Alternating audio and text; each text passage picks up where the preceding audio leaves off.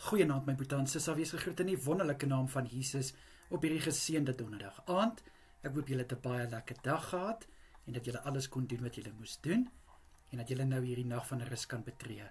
Kom ek bid vir ons vir vanaand. Here, baie dankie dat ek die voorreg het om aan die einde van nog 'n dag vir U te kan alle eer en lof en heerlikheid gee.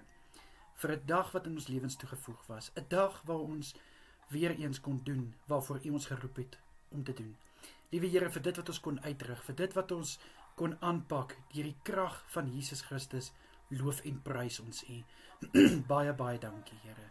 Vader, my gebed is, dat U asseblief vir elke boetie en sissa wat nou hierdie gebed ontvang, met 'n soete nagrus sal seën. Vader, ek bid dat hulle goeie rus sal inkry. Ek bid dat hulle goed sal uitrus, Here, en môre weer met nuwe krag sal opstaan.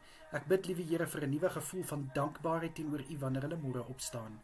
Here, ek bid vir kalmte tydens elkeen se slaap en ek bid, Here, vir rustigheid in hulle gedagtes en in hulle gemoed.